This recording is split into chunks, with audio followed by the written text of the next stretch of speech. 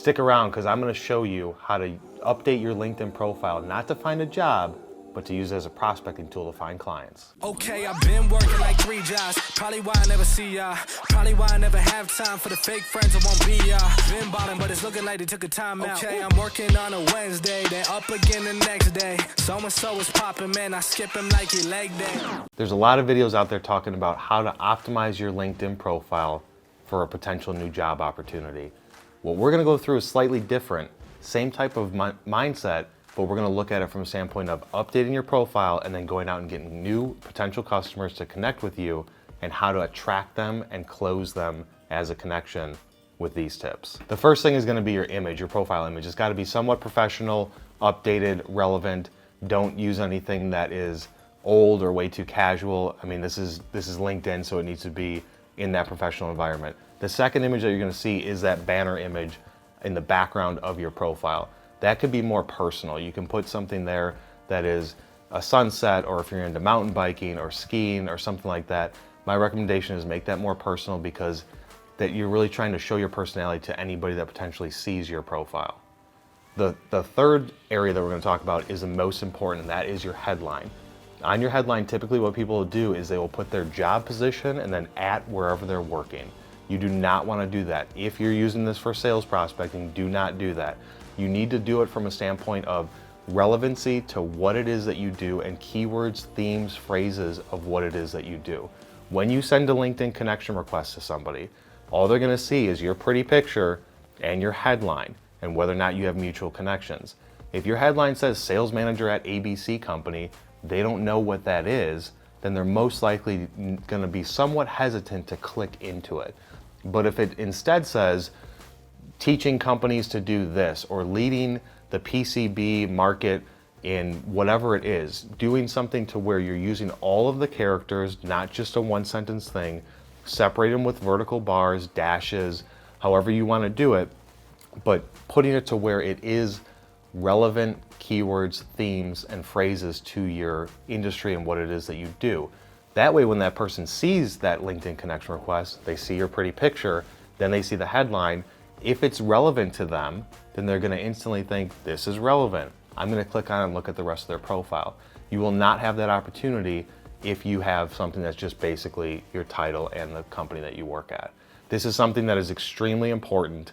You have to do this. This is going to make or break the difference between whether or not you're at 50, 60% connection acceptance rate, or whether you're in the 20% or 10%. Everybody overlooks this. Do not make it to where it is your job title. I'm going to say it 5 more times if I have to. Beat this into your head. Get creative with it. Do not put, I think you get 60 characters or something like that. Use all of the characters. If you're in sales and you cover a territory, put down that territory. So in a separate video, I'm going to show you exactly how to send out connection requests with strategic people you want to do business with. But for right now, we're just going to focus on the profile. The next section below that is going to be your summary. This is where you want to have a summarization. You got to have something there. Do not leave this blank. A summarization of what you're great at, what you do. If you're in sales and marketing, you need to put services, products, things that you offer. Do not make this strictly for your personal, I'm the best salesperson in the world and here's all my accomplishments and whatnot. Somebody's going to expand on this and click that drop down to read it. You need to put in bullet points, arrows, do whatever you need to do to list out the services, products, things that you guys offer, what makes you different as a company. Now, you need to use the vertical space. Do not have it be chunky paragraphs. You need to try and use it up by doing 2 sentences, hitting that return line and putting a space in between those. Then do a couple more, hit that return line, go to a bullet point list, and then the last step is going to be add some sort of media. Now with the media, when you click add media, you can either upload a document or you can upload a link to something. Putting in videos, sell sheets, brochures, whatever it is that you have from a brand collateral standpoint, putting that in there. Now, it's not to say that somebody's going to click it and read through it, but when you just look at a profile that has that and then you look at a profile that doesn't, the one that has it shows that this person cares more about their personal appearance and what it is that they have on LinkedIn. You got to keep in mind that LinkedIn, while for the most part since 2007 has been primarily used as a tool for people to find jobs and apply to jobs where it's essentially your resume, potential customers are going to be looking at it and they want to see what your history is.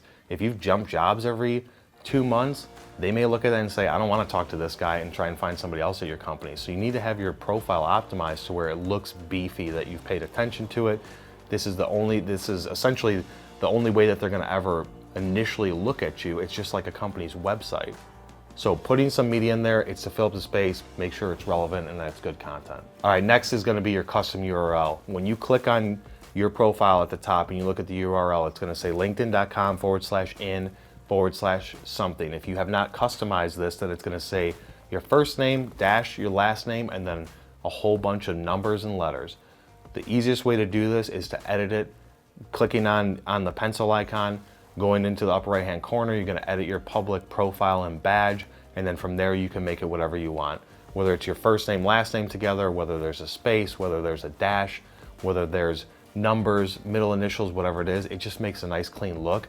It's not really from the standpoint of people that are going to go to your profile and click on that. That's for when you share it.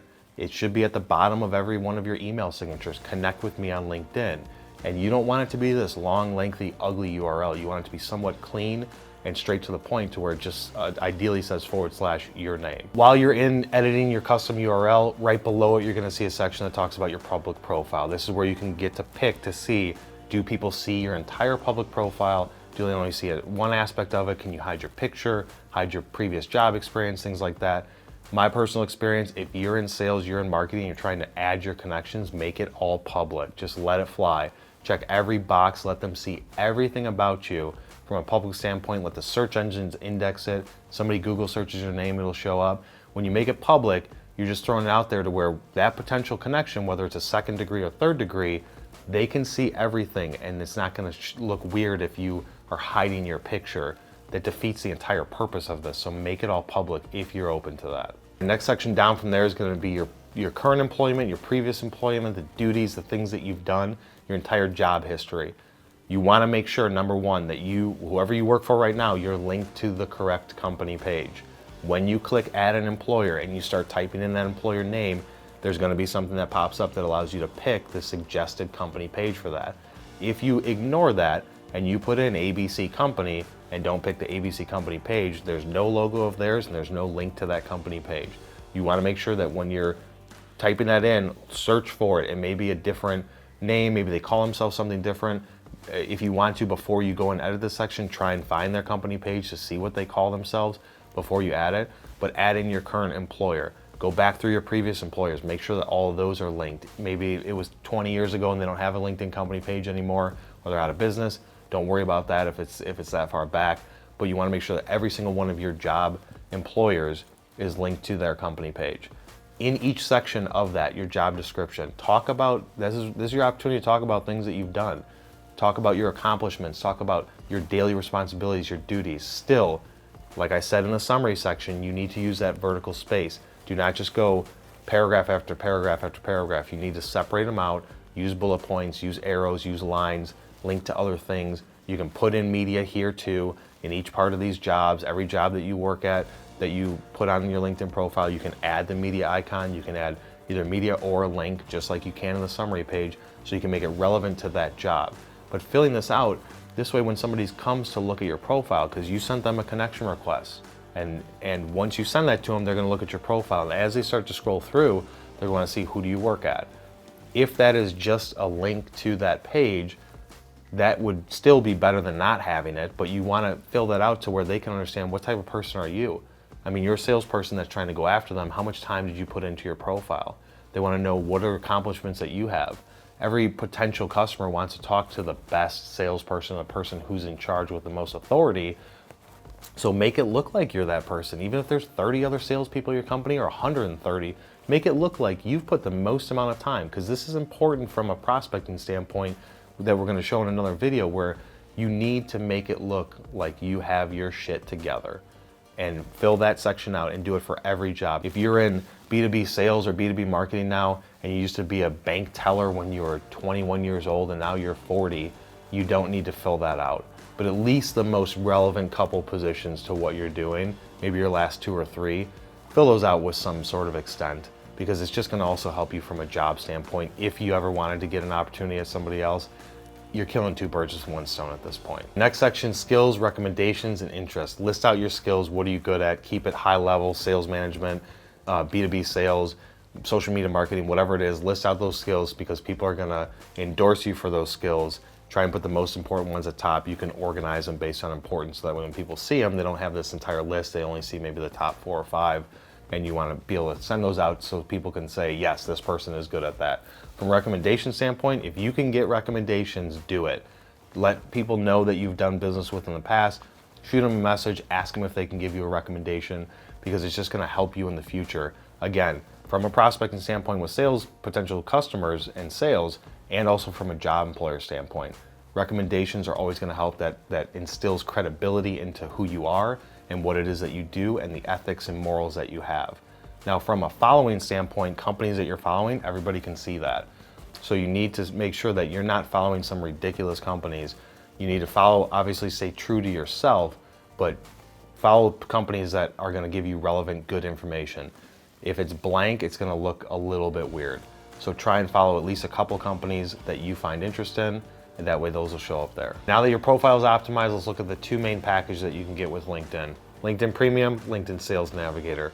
Now, Premium, the main benefit behind this for the $59.99 a month that you can pay or whatever it is when you're watching this video, based on today's features, is you can send out 3rd-degree connection requests. What does that mean?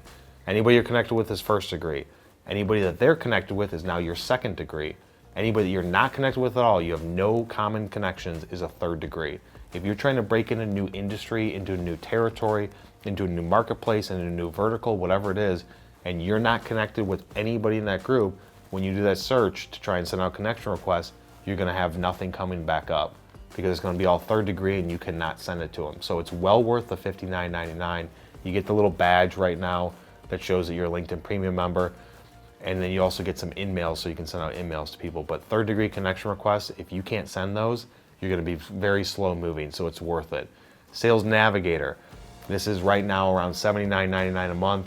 This is where it's at from a prospecting standpoint. If you really are serious about your sales career or from a marketing standpoint, building out connections and being able to send out, email marketing and stuff like that to people, you need LinkedIn Sales Navigator. You can do advanced searches like you used to be able to do with Premium, but now you can go after job function, seniority, all those things of a person's profile that you used to be able to do on LinkedIn Premium is now moved into Sales Navigator as of about 12 months ago. So it's worth it. You could do saved searches. You get notified when people show up in those searches. And then also, one of the coolest features is when you do a search for people, at the top, it's gonna show you that you've got this many results. Let's say it's 5,000 people, but then there's different tabs to show who's posted something on LinkedIn in the last 30 days. Now, not to say that they haven't logged in 30 days, just who actually posted something. You get 5,000 people that are on your search results, and then you only see 400 posted something on LinkedIn in the last 30 days. The first 400 connection requests you need to send are to those people because you know that they're active, to where if they want to connect with you, they're going to accept it pretty quickly, or if not, they'll just ignore it. So those 2 packages are worth looking at. At a minimum, start with LinkedIn Premium and then go from there. Now, hopefully you guys got some value out of this content. So if you did, hit that like button. If you got any questions, leave a comment below and we'll see you on the next one. Hey Becca, what are you eating today?